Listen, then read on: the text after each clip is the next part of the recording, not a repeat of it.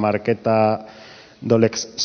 Es una investigadora de la Universidad de Aalto, de Finlandia, y la hemos invitado sobre todo para que pueda hablar un poco de los proyectos que están desarrollando, y uno de ellos, Creatures, que es Prácticas Creativas para Futuros Transformadores, también un poco con la intención de generar la idea de que todo lo que hemos estado viendo estos días aquí, lo que hemos visto esta mañana y también cosas de las que vamos a ver luego, necesitan también en cierto modo un desarrollo o una investigación asociada o un espacio de evaluación para que realmente generen transformaciones a futuro, ¿no? Entonces pensamos que el trabajo que está haciendo Creatures, porque lo conocemos de cerca, ya que CEMOS 98 forma parte del proyecto, es muy relevante para esto. Hemos invitado a Marketa. Muchas gracias por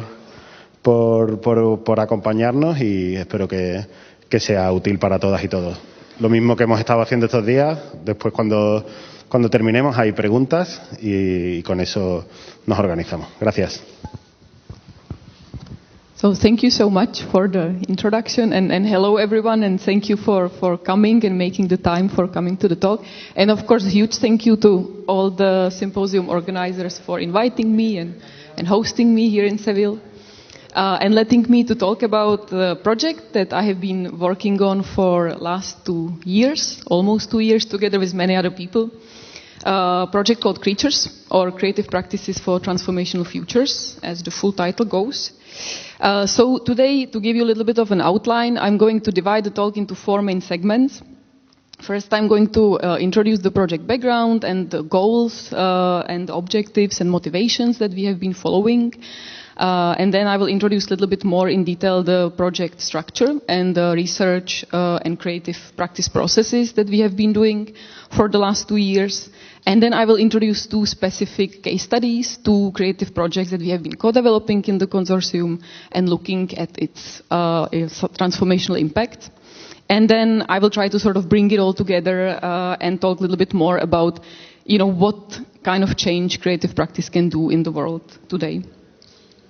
So let's start with the first segment, which is the background and the motivation. So a little bit of dry facts at the beginning. So Creatures is EU Horizon 2020 project, which investigates the potential of creative practices in the arts, in design, and related cultural sector to support the shift of the world towards sustainability, both in terms of social and environmental sustainability. So here the project, of course, is responding to the current global environmental and social crises and this urgent need to find new ways of living and being together on the planet and restore our ecosystems.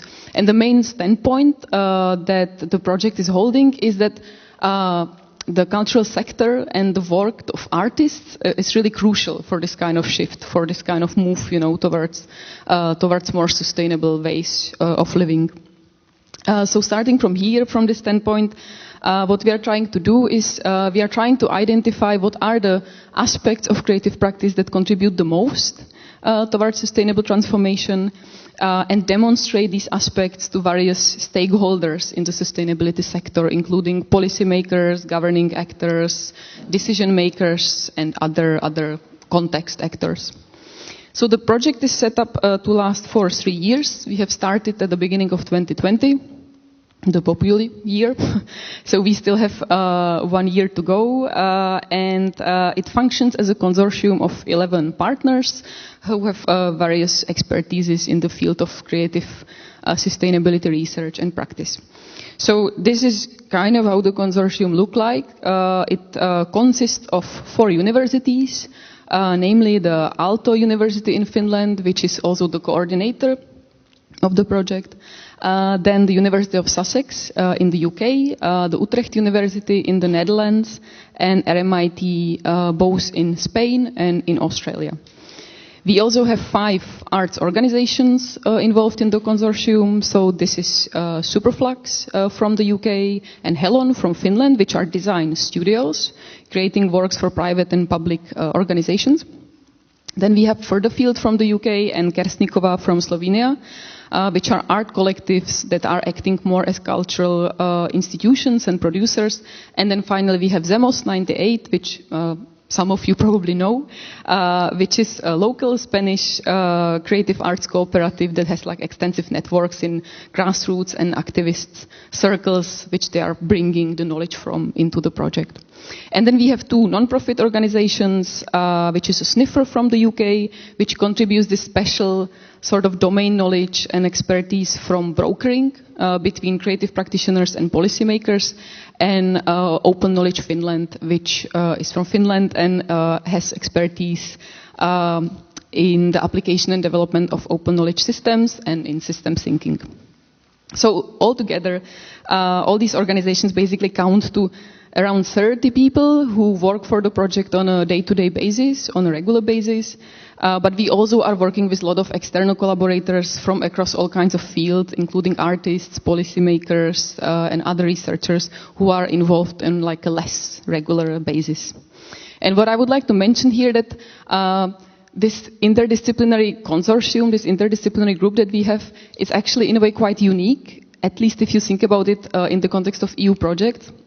Because in these projects, very often the knowledge production resides with the universities. So researchers are those who are coming to observe artists and creative practitioners and then make some kind of outcomes or conclusions about that. But what we are trying to do in Creatures is to work on a more equal basis. So we are basically treating everyone as a co-researcher and working like very much closely together, you know, rather than looking at the artists as some kind of research subjects. They are really treated more as like collaborators. So in reality, you know, like the previous diagram was kind of nice and tidy, but the consortium really looks something more like that, because we are basically, everyone is doing a little bit of everything, and we are working in a very collaborative and cooperative manner, meshing all the expertises from the various fields. And this meshing of expertise is also articulated on the level of the individuals involved. So we all have kind of very like combined roles, or we wear multiple hats, so to say. So the academic researchers usually do practice-based research, which means that they have their own creative practice, so they know how creative practice works. And the creative practitioners then have, of course, expertise in writing about their projects in research context, so they are doing their research on their own as well, right? So, sort of like given this mix, you know, if you see this picture and if you think about this mix of all kinds of expertises inside of the consortium, it might look quite messy, and to be honest, it sometimes is. But we have also set very specific ways and tools for working together, and I will introduce this in the second part of the talk in the project structure. But before I go there, I would like to talk a little bit more about some of the key terms that sit in the center of the project. So this is the ecosocial sustainability, transformation, and creative practice. And I would like to explain what do we mean by that in the specific context of the project. So let's start with the ecosocial sustainability. So in our approach to sustainability transformation, we consider the environmental and social sustainability as very interrelated concerns. So that means that if we want to attain or achieve ecological and climate goals, we need to also achieve social sustainability goals, for instance, in the context of social justice, equality, cultural diversity, etc. So to reflect this sort of interrelatedness, we are using this shorthand term ecosocial. And given this combined approach, you will see later that the scope of the themes that we address in the project is actually quite broad, ranging from, you know, forest health and ocean literacy and food sustainability, but also to human health and well-being, transformative economies, feminist economics, commons and commoning, and much, much more. So the second term, transformation, is understood in the project as a process of long-lasting structural change, so change of fundamental systemic patterns that typically involve social, cultural, technological, political, economic, and also environmental processes. So transformation here really means not only changing what we do, but also who we are and how we do things. So if you think, for instance, about the term adaptation, that sort of points to someone being more like a passive subject that is being exposed to some kind of change and tries to adjust. But transformation, on the other hand, really implies taking action.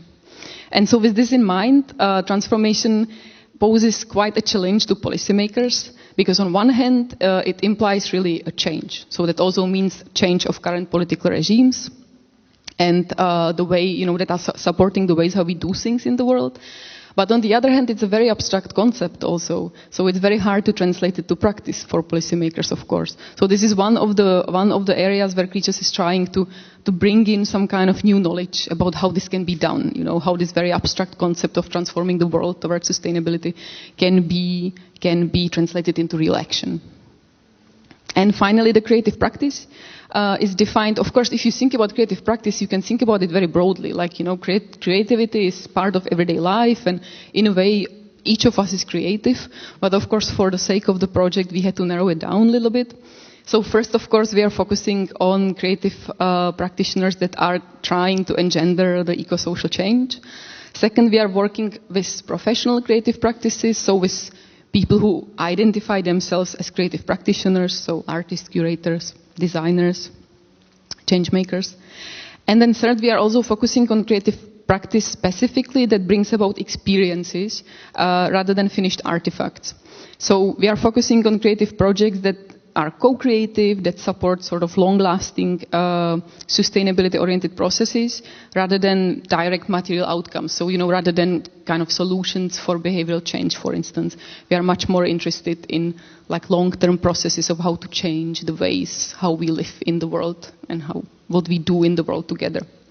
But even with this more narrow definition of creative practice, we are still working with a very broad or diverse scope, I would say, of creative practices, including socially engaged art, experimental design, design research, DIY methods, hacking and making, cultural mediation, and more. So the standpoint for us that creative practice can be transformative is really informed by existing literature. There is quite a lot of interesting literature trying to make this point that creative practitioners can do transformative work. So one of the core points that we have been starting from is that creative practice can stimulate imagination. And of course that is very important because imagination is a crucial component of any transformation or any change, because if you can't imagine change, you can't do change. Then also creative practice has this capacity to go beyond the limits of rational knowledge, to stimulate emotional experiences and expand the feelings about sustainability issues, which can then lead to better understanding of barriers to social change. And then finally, creative practice can also bring together a very diverse scope of stakeholders into common critical discussion about sustainability issues, and also foster concrete action towards more sustainable ways of living. So starting from this literature, all these insights then informed the main Creatures proposition, which was originally formulated in a pilot research that was done by Unlight, Ruth Wolstenholme and Ben Twist in 2019, showing that creative practices have already demonstrated transformative ecosocial potential, but they are often fragmented, they are poorly resourced, and they are also often badly understood. So what do we mean by this? To break it down a little bit, or what the pilot research found was that creative practitioners often don't know how to optimize their activities for like maximum impact, and also how to make their work comprehensible and accessible to other stakeholders in the sustainability area, like for instance the policymakers. And then even further, also the pilot showed that even like-minded creative practitioners are often not easily to connect with each other across various fields of practice. So there is some kind of issue with language, both within the area of creative practice and between the creative practice and the rest of the sustainability world with these policymakers, governing actors, etc. So the language is not really clear. It seems like we are all speaking kind of different languages while trying to make social change. And so starting from this proposition, the aim of the Creatures then has been to bring together and examine various creative practices and experiment together, and then generate insights for First, the creative practitioners themselves, to help them focus their efforts more effectively. And then second, for the policymakers and other context actors, to help them see the merit of employing creative practices in sustainability action. And these insights are then going to be materialized in something that we call Open Creative Practice Framework, which is a tool guiding creative practices in the transformative efforts, but also a tool that offers policy recommendations and strategic research agenda for sustainability stakeholders. So the framework is still in the making, it's still in progress, and it should be finished at the end of the year 2022, at the end of the project. So this was the first part, and then let's talk now a little bit more about the structure of the project and the processes that we have been involved in. So about the structure, basically the project involves 4 main interrelated components or work packages, as we call them. In the center of the project is the Creatures Laboratory, which supports new experimentation by facilitating a development of new creative projects or experimental productions, as we call them. And I will talk much more about the XPs in the rest of the presentation. Then we have Observatory, which is identifying and mapping existing transformative creative practices also outside of the consortium, and then brings insights from this landscape back to the project to inform the XPs. Then we have evaluation package that is aimed to test the XPs for their impact by developing new evaluation measures, metrics, and indicators, while drawing, of course, on the knowledge derived from the observatory.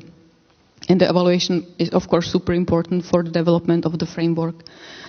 And then these 3 components are being meshed with a series of engagement events that are enabling broad access to the evolving project processes and outcomes to various interested stakeholders, including general public, but also to the policymakers and other stakeholders. So I will now introduce each of these 4 segments in a little bit of more detail, but before I go there, I need to mention this thing that, we started the project in 2020, so we were hit actually quite hard by the pandemic, because we had to rethink absolutely everything in the project. It was really meant like experimentation happening face-to-face, through live action, but we had to turn almost everything online, so we have been on Zoom every day. All the time. But I guess that I'm not saying anything new when all of you have the same experience in the cultural sector, but yeah, there is nothing we can do about it, but we have been trying the best, of course, to move forward and sort of keep the project together and do the best we can. But let's go to the 4 segments. So the first one is the laboratory, the kernel of the project, where we are developing the XPs. Which follows the aim to see how creative practitioners themselves implement their transformative work and how do they align their artistic and transformative aspirations in practice. So currently in the project we have 15 XPs, 15 of these creative projects in place, but we will have 7 more developed in the next year. So altogether we will basically offer 22 examples or co-develop 22 examples of transformative creative practice. The XPs, of course, all share the common goal of supporting the ecosocial transformation, but they have very diverse scopes and scales. So some are very small projects, like small workshops or gameplays. Some are quite large, like, immersive installations at the Venice Biennial or large live action role plays in a city park in London. So maybe better than me talking about them, I would like now to show you a very short snippet of a video, like 1-minute snippet of a video, where some of the creative practitioners that we are working with are introducing their project. It's not all the 15 projects, it's just a few of them for the sake of time, but it should give you at least rough idea of what we have been doing. Open Forest is a participatory artwork that explores different forests and forest data. It consists of interactive installations, performative actions, and speculative research instruments. Superflux's 2 XPs are Refuge for Resurgence, which is a medium XP for the Venice Architectural Biennale in May 2021, Commons Poly is a non-profit open-source board game that encourages a culture of cooperation and questions the violent model of neoliberal privatization. Experimental Food Design for Sustainable Futures was a 2-day workshop that experimented with food as a biodesign material and an accessible starting point from which to explore values, concerns and imaginaries associated with food futures and climate resilience. I'm Zeynep Falay-Kittner from Hellon, and I will present you our Experiment for Creatures project. It's called Sustainable Futures Game. In front of me you can see the physical board, but we've been also designing and playing it in digital. The hologram is a parafictional feminist peer-to-peer healthcare system delivered by non-experts from couches around the globe, and the Treaty of Finsbury Park 2025 is a live-action role-play for multi-species justice. Our experimental production Reproductive Narratives uses biotechnology to empower women with creating egg-like reproductive cells. Yeah, so that was a really short introduction, and maybe you can see already from that the XPs that we are working with are quite diverse in what they address. So yeah, I would like to now introduce just some kind of like very rough clustering of, what kind of themes and goals and engagement formats are we working with in these XPs. But these are definitely not meant as like fixed areas. Of course, like as any kind of definition in the art sector, this is very fluid and it's really just like a rough visualization, so we can together even start making sense of what we are doing in the consortium. So first, looking at the ecosocial themes that the projects are addressing, the XPs are focusing on the area of social justice, so, the topics of community cohesion and decolonization, like, for instance, the hologram project that was introduced. Then the area of modern human care. So there is a project focusing on forest ecosystem, on ocean literacy, food sustainability. And then the third area, transformative economies. So there are projects that are trying to support sustainable businesses, like the Hellon game, for instance, or enable peer learning about commons and commoning, like the Commons Poly. Then in terms of the approaches to engagement, to audience engagement, and the overall methods used in these projects, we can roughly divide them into participatory, performative, and installation-based project.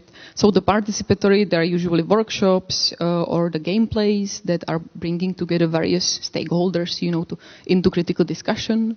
The performative ones are, for instance, the live action role plays or various experimental walks that we have been doing in the forest and in the city. And then the installation formats. So these are site-specific sculptures and objects and immersive installations like the one that Anap from Superflux was talking about in the video. And then in terms of the XPs and their ecosocial goals, so there are again like 3 categories. One area can be defined as expanding meanings and feelings, for instance, by creating spaces for contemplation, enabling deep listening. Second can be defined as cultivating peer learning and skills. And third, as projects that are trying to grow relational networks. So this means helping to form new relationships, new social rituals, new social practices. This can again be the hologram or Commons Poly as an example. So this was the laboratory. Now moving to the observatory, which is mapping various creative strategies outside of the project. The observatory has been developing a collection of cases, so projects that hold these transformative ambitions. The collection currently has more than 100 examples of these creative projects, and we are going to publish it soon on the project website. So you can see that the observatory is taking quite broader perspective, looking beyond just the creature scope, but it also develops very concrete methods for how to collect data about the XP's projects and how to document them. As part of the observatory, we have been compiling a collection of resources for transformative creative practice, so various tools, toolkits, and strategies and tactics that are being deployed by practitioners both in and beyond the project. And the aim here with the resources is to help improve the sort of mutual understanding about creative practitioners from diverse fields. So this goes back to the issue that I was mentioning before, that there is sort of problem with common languages or understanding in between the fields. And related to this is also another task that we have been doing in the observatory, which is the Creatures Glossary. which is basically a collaborative dictionary of various terms and methodological processes related to sustainable transformation and creative practice, which is being developed as a polyvocal lexicon. So the idea here is that we are trying to collect very diverse definitions of all these terms from various people in research, in creative practice, in policy making, and put them together as a sort of like counter to the existing dictionaries, which are often designed by people in power who have the power to develop language and offer very like reductionist definitions of various terms. You can think, for instance, about enlightenment, right? And the dictionary, famous dictionary coming from there. Then the third segment is the evaluation, where the main goal is to develop new approaches to assess the impact of creative practice and then test these new approaches within the creatures XPs, and also to devise new ways how to communicate this impact of creative practice to policymakers. And this is done while looking both at how creative practitioners themselves understand the success or impact of their work, and how is this success being understood by the governing actors and the policymakers. So the process looks a little bit like something like this. So we have been basically conducting interviews with both the XP's authors and the governing actors to see what values they hold in terms of the ecosocial change and creative practice. And so far we have been working mostly with national cases in Scotland and in Finland in terms of the governing actors, but the work is still ongoing, so there will be more. But then important is that by putting these perspectives next to each other, we are trying to identify basically how can we establish new evaluation regimes that would be suited both for the practitioners and the governing actors. So that would represent the interests of practitioners, but also be acceptable and comprehensible for the policymakers and other stakeholders involved. And so to do this, we have been conducting literature analysis to identify what are the existing common indicators that show that something is changing in the society. The focus here is on that we had here was on one of the key concepts in transformations theory, so-called leverage points, which are places to intervene in a system to make a change that was originally developed by a systems thinker, Donella Meadows. So the core idea here of the concept is that the places to intervene in a system, they range from those that are more superficial and relatively straightforward, like for instance interventions into the material flows. So on the diagram they are represented on the from your perspective on the right side. And then, like, the more it ranges to more deeper or like more complex interventions that can be more impactful, but they are also much harder to achieve. So, for instance, paradigm shift. An important thing why I'm saying this to say is that a lot of the work that creative practitioners are doing is in this area of the deeper interventions, that are harder to achieve, they take longer time, but they might actually have larger impact.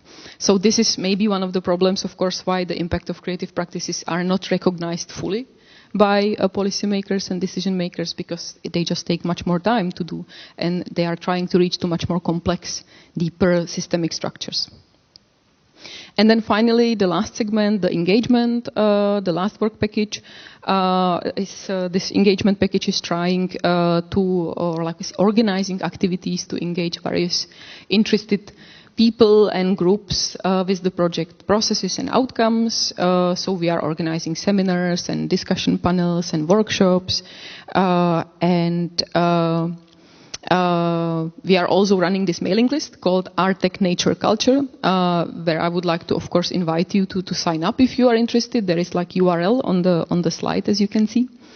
We are looking basically at how can we support the engagement with creative practices today. But beyond that, also the engagement segment is also trying to distill some methodological lessons regarding audience engagement practices and approaches. So this is done often in collaboration with the XP's authors, where we are workshopping together and asking them, what do they see as important in terms of engaging participants with their work, etc. One of our key aims here is to see how creative practice can work across various scales. So with diverse types of audiences in different communities and in different social contexts. So basically how they reach from local actions to larger social impact. And this focus on scaling here is really crucial, I would say, as creative practices typically enable this first-hand experience. So if you go to a workshop, you get this first-hand experience with the issue that the workshop is addressing, right? And then you might get transformed on your own as an individual. But of course, in order for creative practice to engender larger social change, it needs to reach beyond these personal transformations, beyond these personal experiences. And this is the biggest challenge for the creative practices, or one of the biggest challenges for the creative practices today. And I will talk about it much more in the third segment now, where I'm going to introduce you the 2 examples of the XPs and treat them sort of as case studies, to show you the processes that we have been engaged with in the project so far. So I selected these 2 XPs, the hologram and the commons poly, as like good examples illustrating these concerns about scales and scaling and growing, in terms of the impact. So while presenting them, I will focus, of course, on their backgrounds and the themes and goals that they are addressing, and also the ways how they engage participants. But then most importantly, I will talk about how they scale out and how they grow from like small projects into projects with a larger social impact. So now let's start with the hologram. So the hologram project enacts a socio-technical system for peer-to-peer healthcare oriented at the well-being of individuals as a sort of alternative to existing neoliberal healthcare systems. The project is led by artist Cassie Thornton in collaboration with artist and curator Ruth Catlow from Furtherfield, which is a Creatures partner, and also with a youth worker Lita Wallis. And is performed through a series of courses that are organized both live and online, where people come together to provide mutual care to each other. So at the center of the hologram project is a simple structure. There is a person known as the hologram, which invites 3 friends or acquaintances, which are known as the triangle, to meet on a regular basis to discuss the hologram's physical, emotional, and social health. So the project basically functions as a small 4-person healthcare system, where the members of the triangle are focusing on the health of the 4th person, the hologram, by listening to the hologram and asking her gentle questions about her health and well-being. And then the hologram individual, after she receives care from her triangle, she's then tasked to support the members of her triangle to set up their own hologram groups for themselves in order to be taken care for as well. So the project really follows quite interesting like viral mechanism of scaling, where the hologram triangles in a way like self-replicate and provide care to each other. So Cassie first encountered this structure in 2016 while she was visiting the Thessaloniki Workers Clinic, which was set up basically in response to the economic and refugee crisis in 2016 in Greece. And basically at the clinic, people were treated by 3 practitioners who were producing a 3-dimensional or holographic view of the patient's or client's physical, social, and psychological life. And in 2020, Cassie then started a residency with Furtherfield in London, where she began to experiment with ways how the hologram structure can reach beyond the clinical setting and how can it be implemented in everyday life, where, of course, a lot of us are living in precarious conditions, don't have access to healthcare, don't even have health insurance, etc. So out of this residency came this ongoing series of hologram courses where people from around the world meet and they learn about how to perform the social holography practice on their own. And over the time, this process resulted into a protocol that supports the growth and the self-replication of this holographic structure. where the protocol basically guides the individual holograms in advising their triangle members to set up their own triangles of people who would listen and provide care for them.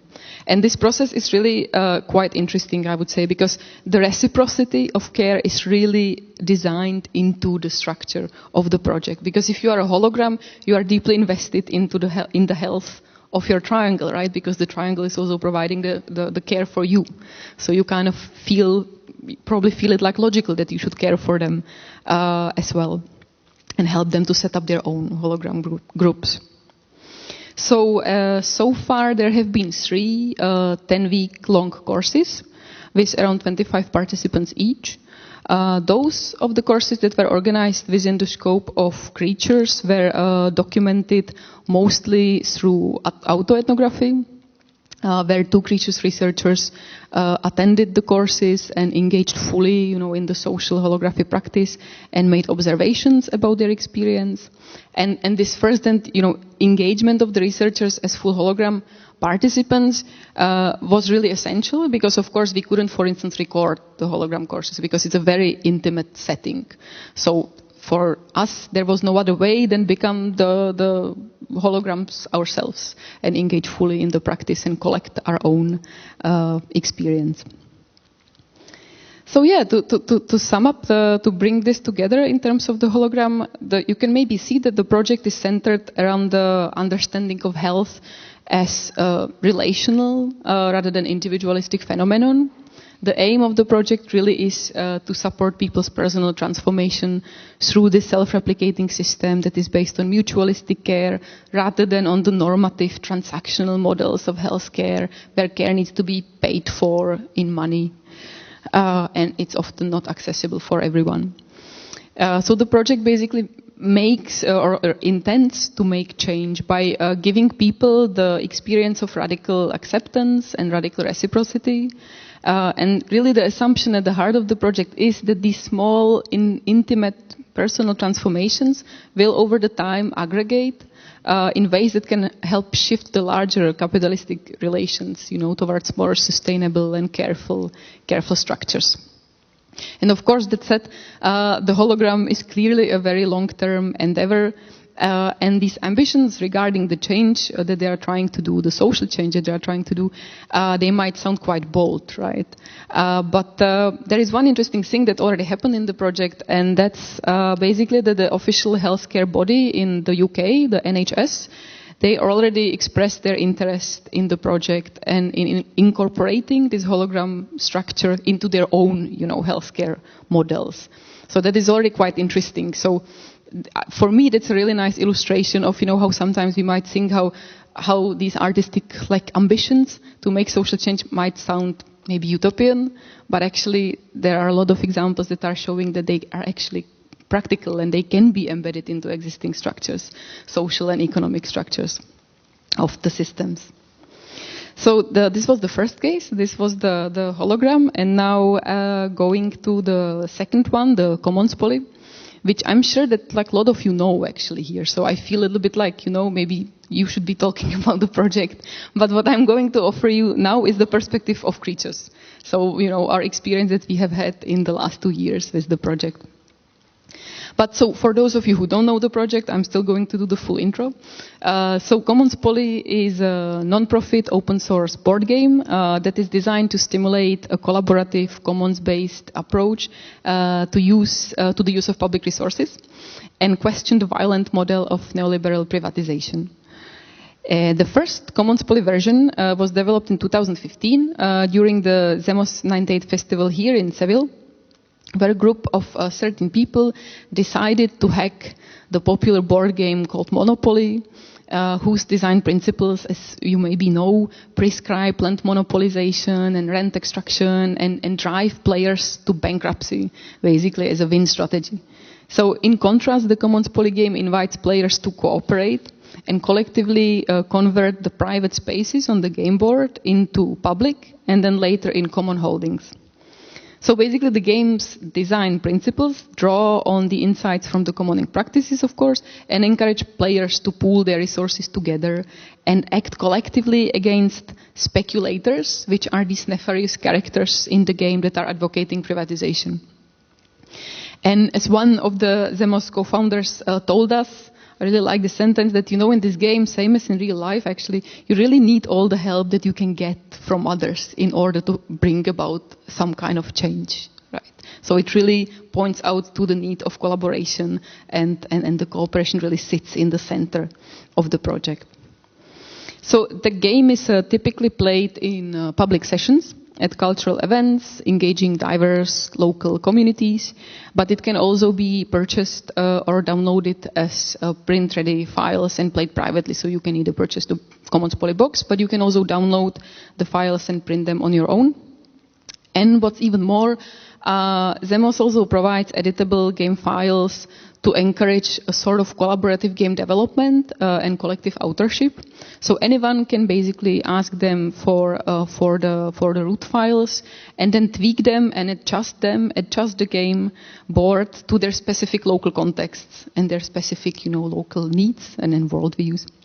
So these new game versions that are created by the players are then distributed under the peer production license, and the creators of these new versions are then named and listed as authors. So Zemos is listed as author of those game versions that they develop, not of all of them. So this really opens the space for the collective authorship. So again, this is interesting in the way how the game proliferates, right? Because through the system of new game versions that are being developed by very diverse people, by drawing on their own specific situated knowledges from various local areas, are sort of key part of the Commons Poly project, because the game basically becomes a commoning artifact on its own. And to me, that's really interesting, where basically the principles of commons and openness to the ongoing renegotiation and collective authorship are designed directly into the game board. And so through all these playing formats and development strategies, the game has already reached people in 23 countries and has been released in 5 different iterations and 4 different languages. So for instance, a Brazilian teacher adapted the game to the local context of her students. UK-based Esperanto expert made the game translation, Esperanto game translation. And on top of that, Zemos has also started building a network of so-called Commons Poly ambassadors. So these are individuals or small bookshops from various geographical areas, including Spain, Greece, Finland, Italy, Portugal, and maybe even more, that are interested in participating in the project by acting as local game facilitators, so bringing together local groups of players to play the game in the specific context, and also to help distribute the game physically, basically, in the local context. And this ambassador network is quite interesting element in the project, especially when it comes to the distribution, because Zemos is deliberately avoiding to distribute the game through large suppliers with monopolistic practices such as Amazon. And this, of course, makes very good sense because it's a project that talks about commons and commoning. But the ambassador distributor network sort of provides alternative sort of chain, through which to distribute the game. Of course, it's not probably as fast as efficient as Amazon, for instance, but then also it's not extractivist. So I would say that it's quite interesting and important trade-off, here. But yeah, what we can see here, similar to the hologram project that I showed before, is that there is again this kind of relational model that is embedded in the Commons Poly project directly, both in the game development and its distribution.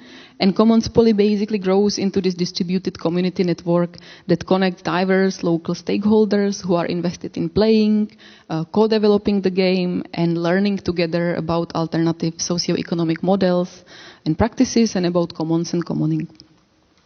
So in Creatures, we have been playing the game mostly online because 2020 and pandemic.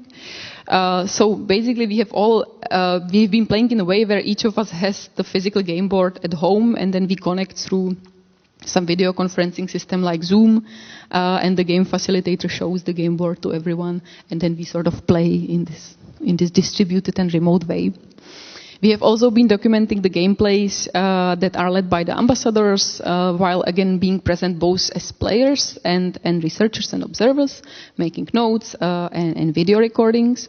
And several of the creatures researchers are also involved with the project on a more deeper level, working on a kind of genealogy mapping of the whole Commons Poly network to get the full picture, of this whole complex universe of relations that are involved in the project.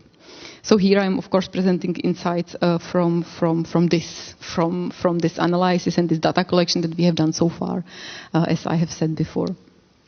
Those of you who know Commons Poly better than me can then in the Q&A add anything that I missed.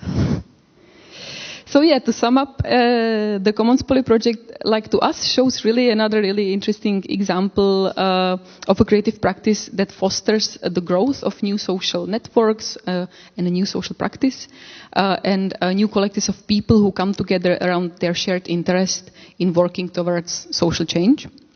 And the game also works as an educational artifact, right, that is supporting peer learning and critical discussions about these topics, and also like supports this kind of co-envisioning of socio-economic systems that are based on collaboration and mutuality and solidarity rather than exploitation and extractivism.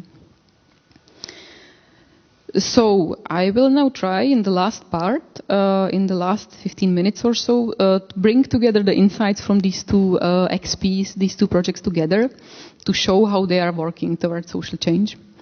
So far, we have identified three main sort of areas where creative practice can have transformative impacts. But then again, of course, this is sort of exploratory insight, right? Because I'm showing you insights from two XPs. We have 22 at the end of the project. So probably this insight will look quite differently at the end of the project. They will be probably a bit richer. But anyway, for now, first of these insights is basically the fact that both projects, both the Commons Poly and Hologram, they demonstrate how creative practice enables a shift from sustainability projects that are oriented at universalizing solutions towards a participatory building of stakeholders, capacities, and relations. So they are not aiming to change personal behaviors of the participants by imposing some kind of quick fix, solution.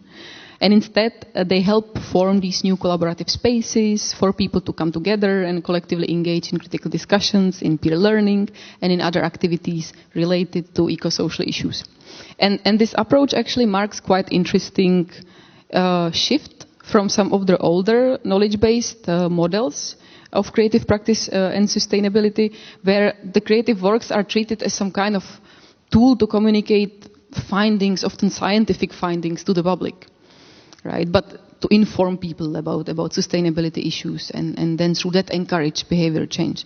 But these projects that we are working with are doing something else. They are moving from this awareness raising and raising, informing people to actually trying to stimulate collaboration and cooperation and real action in the real world. So that's this like first sort of insight about how creative practice can move from solutions to actually nurturing relations among people. Then the second insight is concerned with the way how the projects scale in time and space. So both of the projects follow this interesting model of scaling where they start from small local action, engaging a small number of people, and they leverage the diverse knowledges, personal and local knowledges of these people. And then slowly and iteratively they are accumulating these knowledges and they are changing themselves basically and work towards some kind of larger social change. So in this sense, these projects are not presented as finished authorial projects, that will be signed by someone and exhibited on a wall.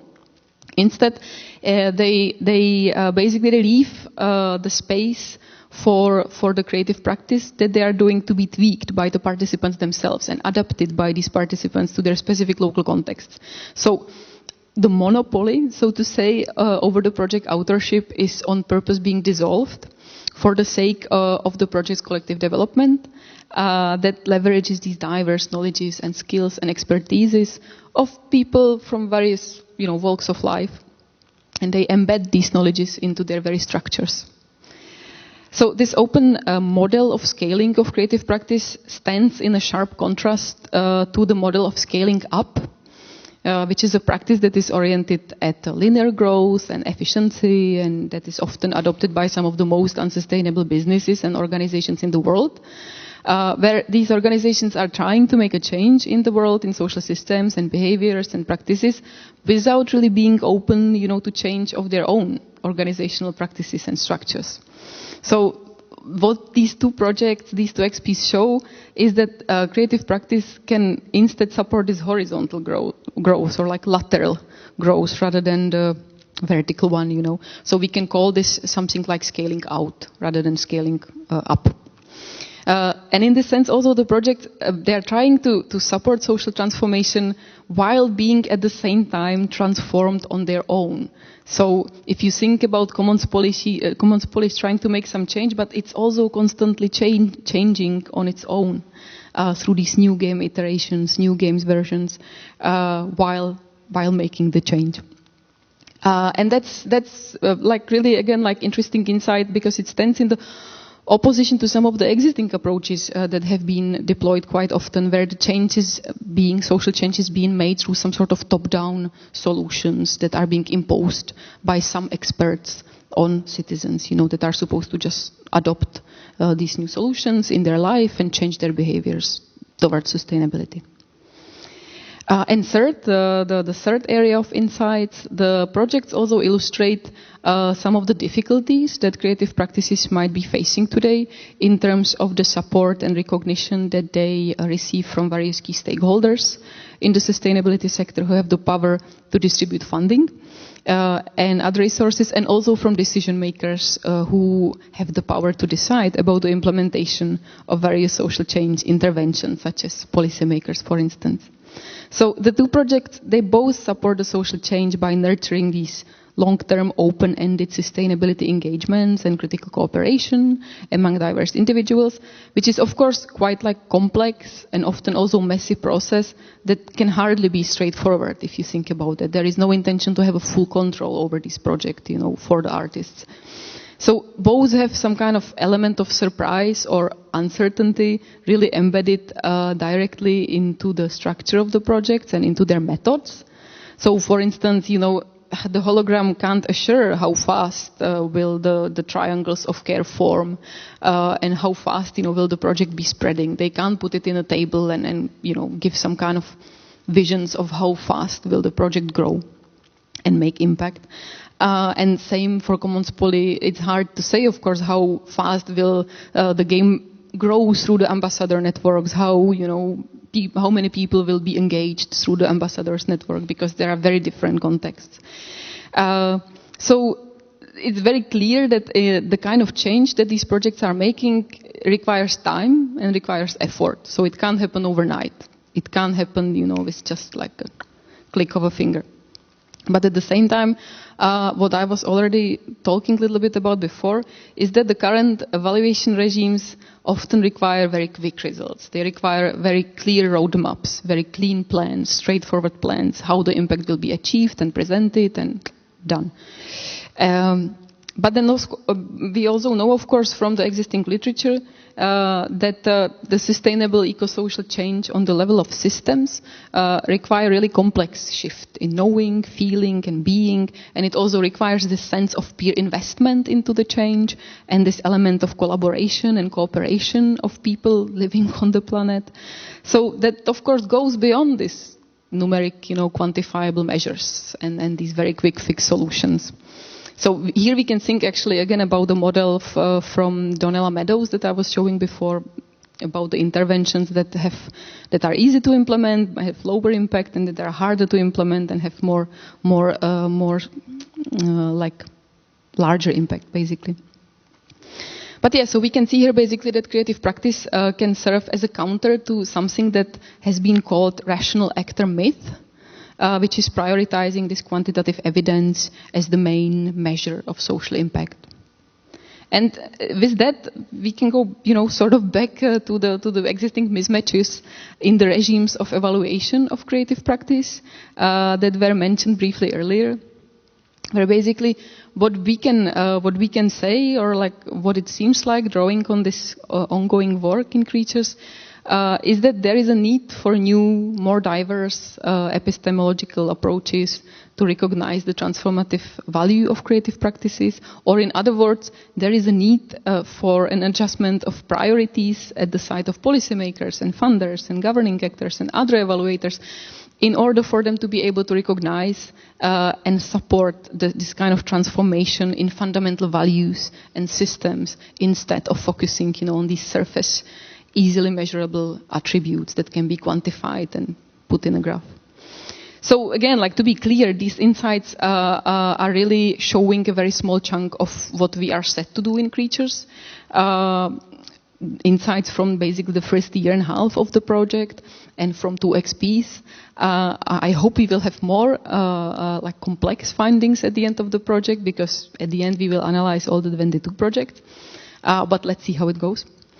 And for now, I will stop and thank you very much for listening and bearing with me, not just on my behalf, but on the behalf of all the creatures in the consortium. And you can see some of them here who were trying to say hi.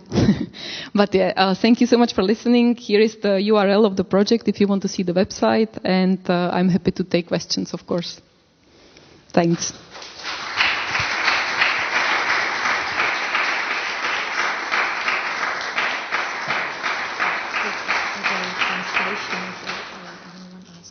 Hi, I'm gonna speak in English. I think it's easier. Did you encounter any resistance with the methodology you are using when you are not in the realm of the project itself, but when you need to, let's say, translate it into the academic world?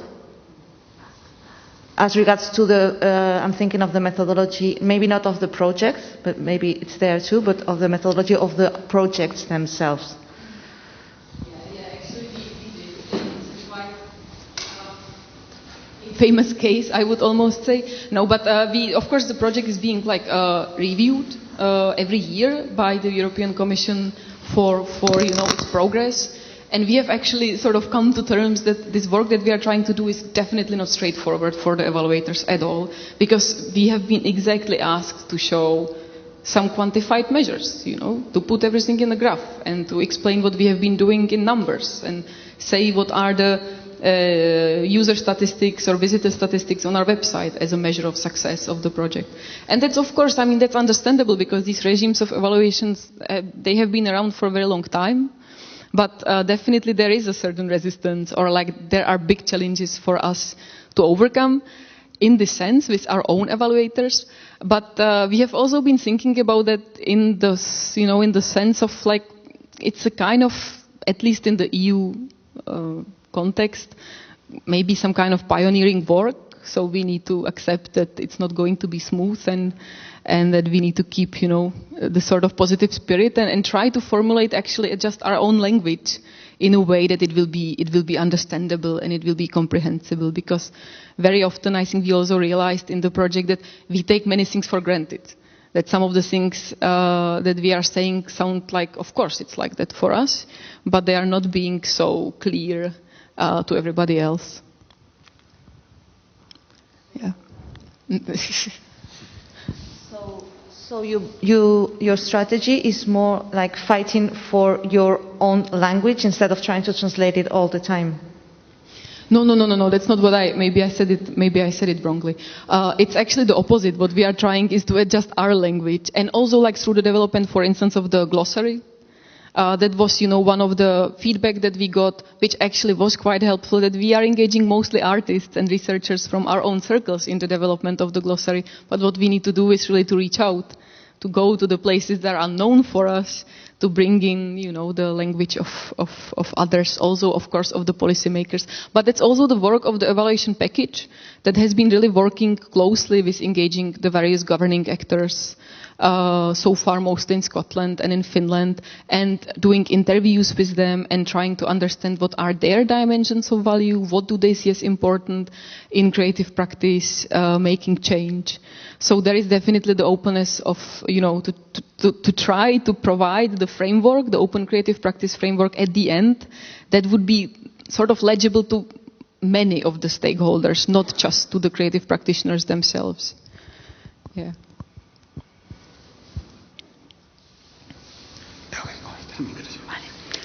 Hi. I was a bit late, so maybe I've missed some bits. But I would like to know how do you keep the enthusiasm and hope for these incredible big projects with so many people and the climate, etc. I mean, the situation we are living now. How do you do it?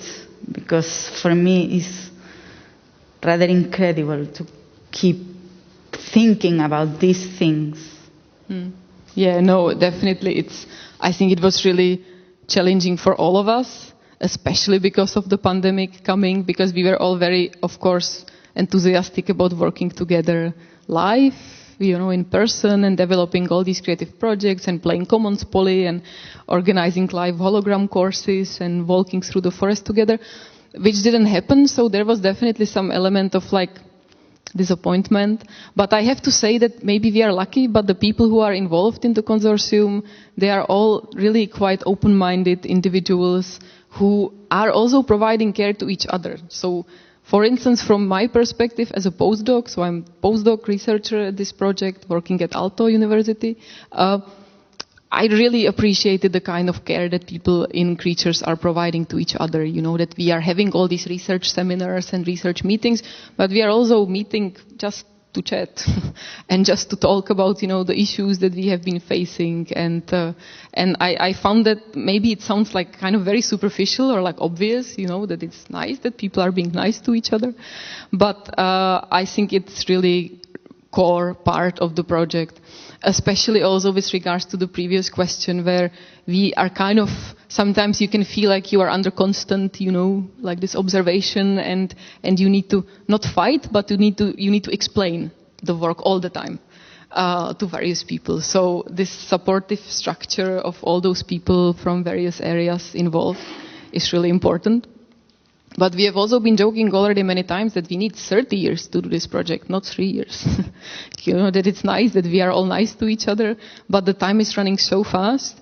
And especially with the pandemic, everything has been slowed down. A lot of the experimental productions needed to be postponed for later time. So now we have this last year ahead of us. And it's still a lot of work to do, of course, but we are really trying, we are working as fast as we can.